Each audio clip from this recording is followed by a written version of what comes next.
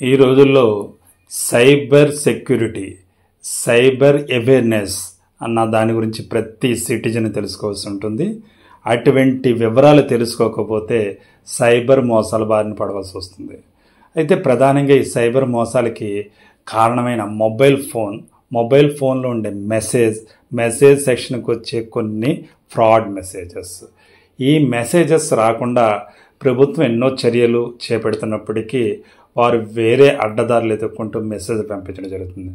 దానికి గాను ఏం చేసిందంటే ప్రభుత్వం అఫీషియల్ మెసేజెస్ని వర్గీకరించడం జరిగింది.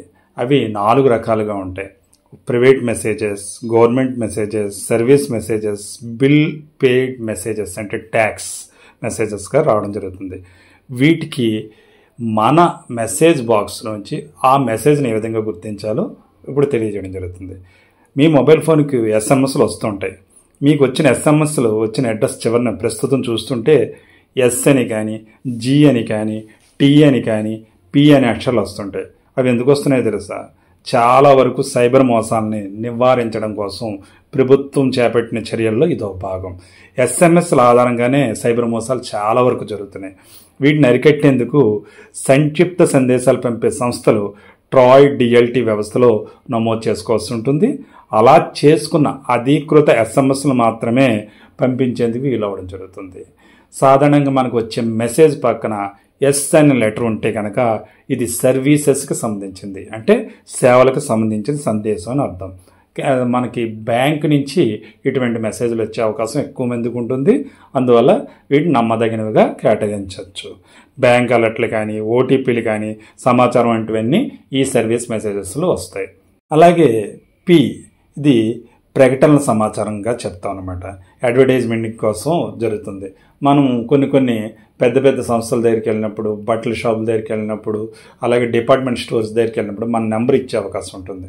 ఆ నెంబర్ ఇచ్చినప్పుడు వారు ఆఫర్స్ తెలియజేసేందుకు గాను, డిస్కౌంట్స్ తెలియజేసేందుకు గాను ఈ పి అనే మెసేజ్ ద్వారా మనకు పంపించడం జరుగుతుంది. వారి నుంచి వచ్చే మెసేజ్ పక్కన పి అనే ఉంటుంది.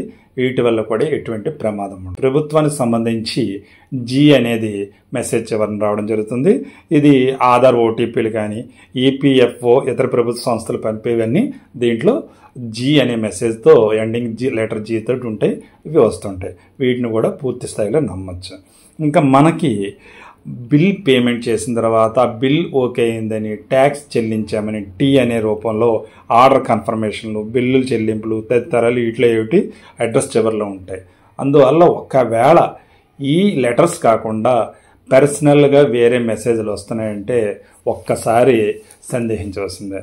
దాన్ని 1-2 సార్లు ఆలోచించి క్లిక్ చేయవలసి ఉంటుంది. అందువల్ల సమాచారాన్ని అంతా పూర్తిగా చదవండి. అందులో ఏవైనా సస్పెక్టెడ్గా, సందేహాత్మకంగా ఏమైనా ఉంటే కనుక ఆ లింక్స్ని ఎట్టి పరిస్థితుల్లో క్లిక్ చేయకండి. ఒకవేళ క్లిక్ చేయవలసిన అవసరం ఏమైనా అనిపిస్తే ఆ లింక్లోని అడ్రస్ని జాగ్రత్తగా ఒక పేపర్ మీద రాసుకుని దాన్ని మీ గూగుల్ బ్రౌజర్ నుంచి టైప్ చేసి మాత్రమే చెక్ చేసుకోండి.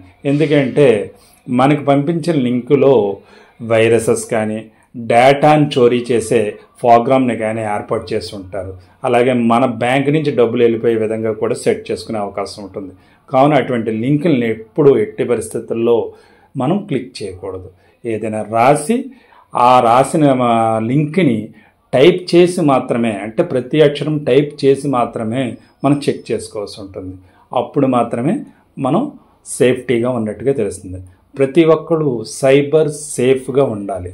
ఇది మన బాధ్యత, మనందరి బాధ్యత. ఈ విషయం గమనించి సైబర్ సెక్యూరిటీ అవేర్నెస్ని పెంచుకోండి, జాగ్రత్త పడండి, మోసగాళ్ళ బారిని పడగద్దు, సైబర్ మోసాలకి గురవ్వద్దు. సో ఈ ఇన్ఫర్మేషన్ మీకు యూజ్ఫుల్గా ఉంటే తప్పనిసరిగా లైక్ చేయండి, షేర్ చేయండి, సబ్స్క్రైబ్ చేయడం మాత్రం మర్చిపోవద్దు. Thank you. All the best. మీ చెల్లు రత్నకుమార్. జై హింద్.